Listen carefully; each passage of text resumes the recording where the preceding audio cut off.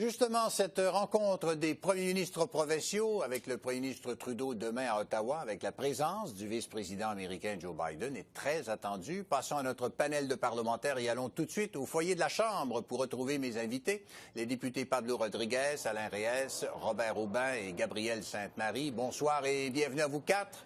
Bonsoir. Bonsoir, Père. Alors demain, un grand rendez-vous pour le premier ministre Trudeau et ses homologues provinciaux. Quelles sont vos attentes, M. Rodriguez, de cette réunion et de cette journée de travail?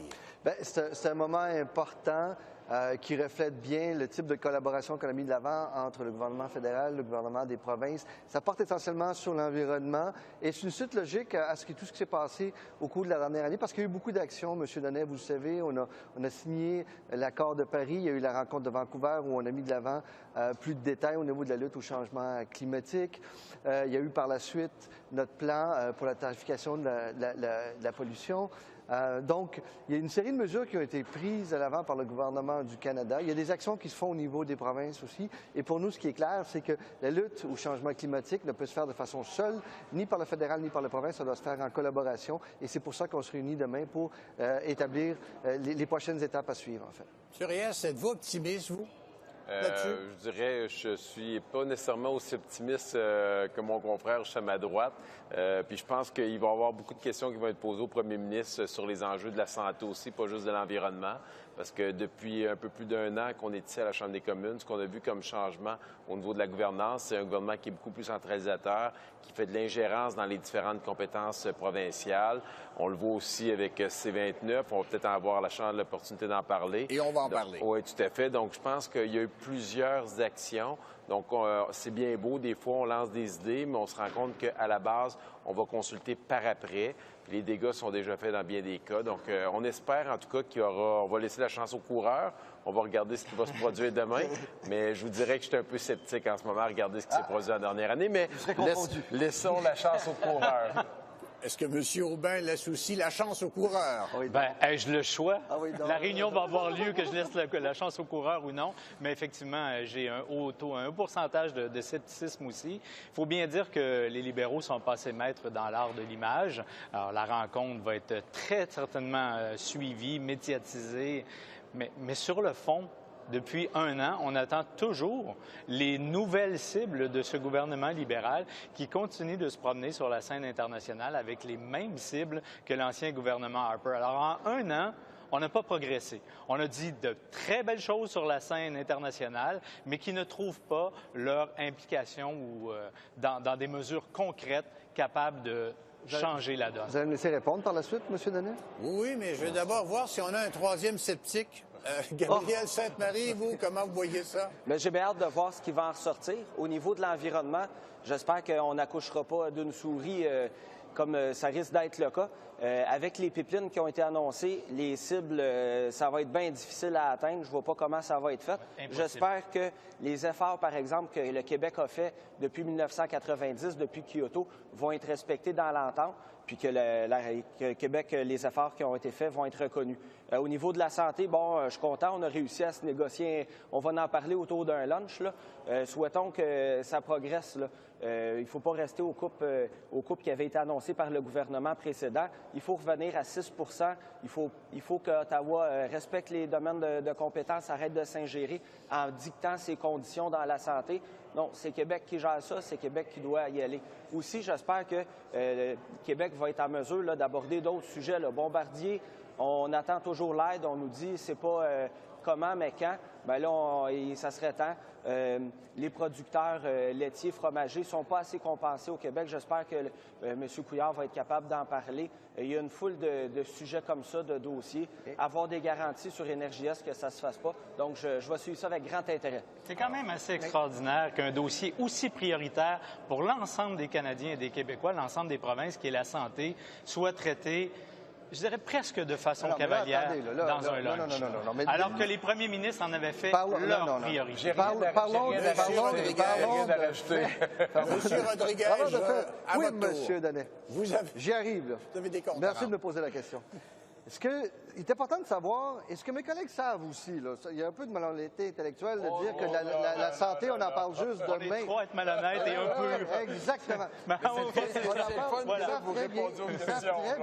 ils savent très bien que la santé ne sera pas qu'un lunch demain. Ils savent aussi, s'ils ne savent pas, je leur informe, qu'il va y avoir une rencontre entre la ministre de la Santé fédérale, Mme Philpott, et les ministres de la Santé des provinces le 18-19 décembre. Donc, il va y avoir... les premiers ministres veulent rencontrer le premier une ministre. rencontre très concrète avec beaucoup de temps, puis l'élaboration de détails. Et il n'y aura pas de coupure, M. Sainte-Marie. Il n'y aura pas moins d'argent, il va y en avoir plus. Il y a M. Reyes, je dirais...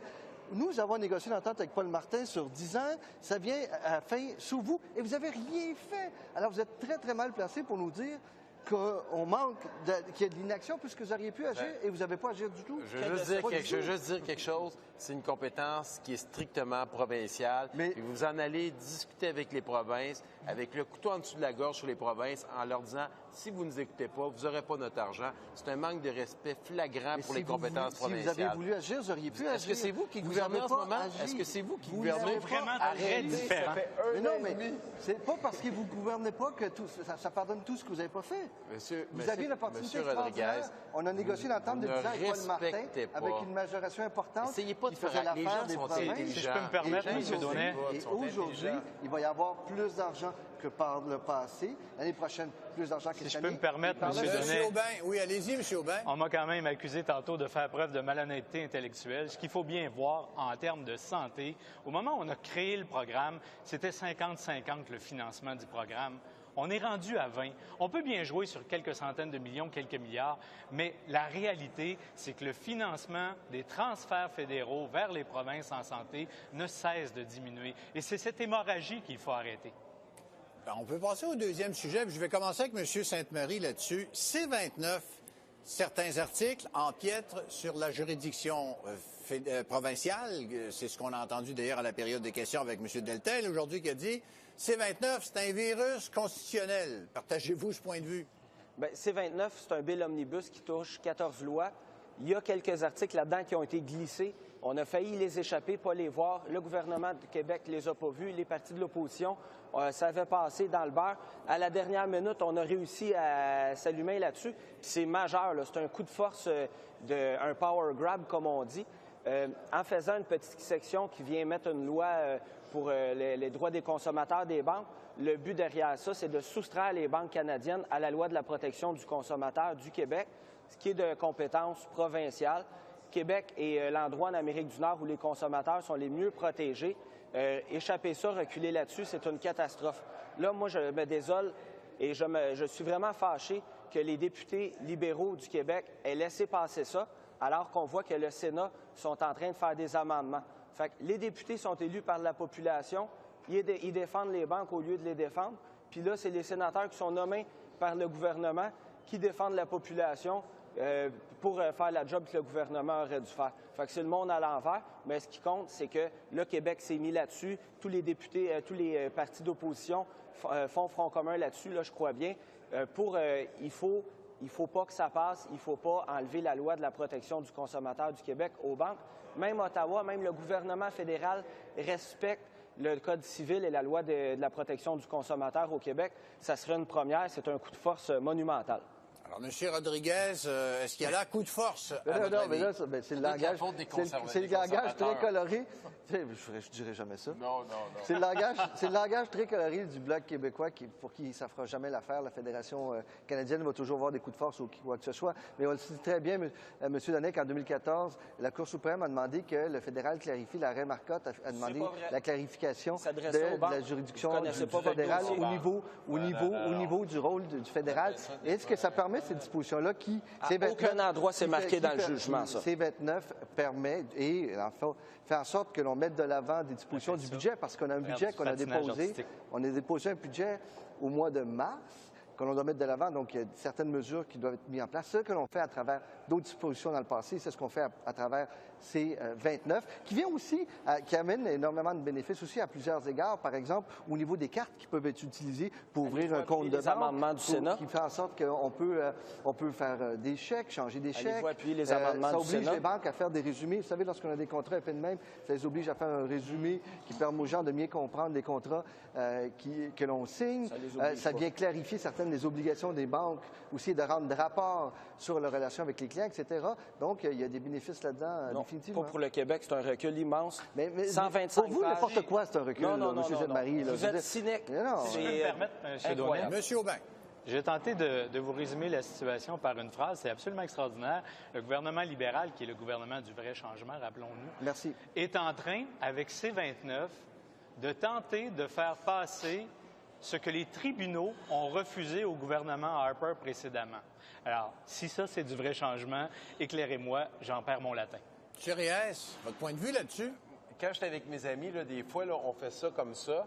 Ça veut dire que c'est quelqu'un qui essaye de jouer du violon. C'est un raccourci intellectuel incroyable qu'on vient d'avoir là avec la présentation. On a un gouvernement qui est en train de dire qu'il veut uniformiser tout le monde en allant vers le bas. On a le Québec qui fait acte de leader dans ce domaine-là, qui protège les citoyens. Ce gouvernement-là, avec les 40 députés du Québec, est à l'intérieur, parce que nous, c'était mouillé dans le tas, puis on ne l'a vraiment pas vu passer. Eux étaient conscients. Lisez le projet de Ils loi. sont en train. Bien, c'est ça qu'on est en train de faire. Puis le Sénat, même les libéraux au Sénat. C'est écrit noir sur blanc. C'est pas si compliqué. On est un peu dans le temps, hein, c'est vrai, encore là-dessus. Fait qu'on a un cas pathétique en ce moment du gouvernement libéral qui essaye d'aider ses amis dans les banques sur le dos des contribuables, des citoyens. C'est la théorie des complots qui revient chaque jour. Je me dis quelque chose. La théorie des complots. Vous mettez sur le dos du Bloc québécois que c'est le pattern contre le fédéralisme. C'est pas vrai. Ben oui. Je suis un parti fédéraliste. Alors, puis ils n'ont pas de pattern contre le fédéral? Le Bloc québécois n'a pas? On parle de C-29. Non, mais de façon générale, on parle du pattern du Bloc On parle pas de général, on parle de C-29. Moi, je parle de quelque chose. Tous les partis à l'Assemblée nationale doivent tous être des imbéciles en ce moment. L'Association des notaires, des protections des consommateurs, tous les partis d'opposition, toutes ces institutions-là, et le Sénat en plus, dont les députés, dont les sénateurs libéraux. Une obligation de clarifier des choses. On est dans Je me suis rarement choqué en ondes avec vous, M. Denet. Là, il est choqué. Oui, vraiment. Vous avez l'air choqué. Je suis insulté du discours que vous donnez en ce moment. M. Rodriguez. Oui, M. Danet. Je l'ai dit tantôt, c'est qu'il fallait, à travers l'arrêt Marcotte, clarifier certaines dispositions. Et c'est ce qu'on a fait. On le fait à travers ces L'arrêt Marcotte ne demande jamais ça. On le fait. Arrêtez, lisez. Lisez le projet de loi aussi. M. Denet, C'est pas je sérieux, fais personne d'insulte d'aller nous donner. Vous êtes le seul à avoir la vérité, c'est ça? Mais là, on débat, je vous donne mon point de vue, mais arrêtez de penser qu'il y a une théorie du complot et qu'il y a toujours un complet tout le temps. Vous semblez être le seul à avoir vu la lumière. Vous êtes trop près du lobby de Bay Street. Je vous arrête là-dessus parce que j'ai une question. Je ne pourrais peut-être pas tous vous entendre. Mais, M. Rodriguez, il y a encore été beaucoup question cette semaine, à chaque jour, des activités de financement du Parti libéral. Oui. Est-ce qu'il y a, à votre avis, matière à enquête de la commissaire à l'éthique ou commissaire au lobbying? David, ce qui se passe? Mais M.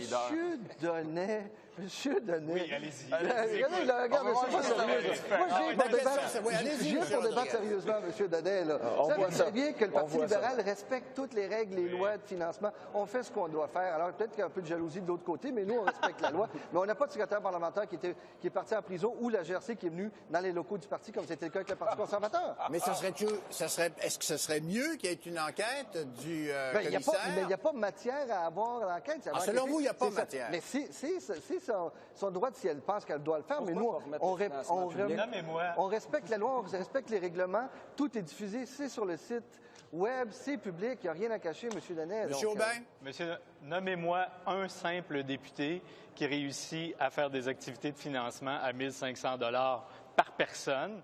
Ça n'existe pas. Ça existe pour les ministres et pour le premier ministre parce que les gens qui ont les moyens de payer ce billet-là savent très bien qu'ils vont avoir un accès privilégié et qu'ils vont pouvoir passer leur message. Et ce qui est encore plus insultant, c'est que les gens qui ont la fortune suffisamment généreuse pour payer ces sommes sont certainement remboursés en partie sur leur impôt. Et il y a la moitié de cette somme-là qui va être remboursée par qui?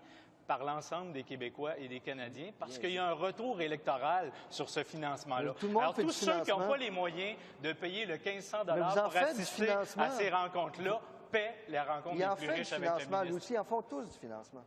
Eh bien, on va se quitter là-dessus. Et je vous souhaite, si je ne vous reparle pas, à vous quatre, joyeux temps des fêtes. À vous aussi. Merci. Au revoir. Merci beaucoup. Au revoir.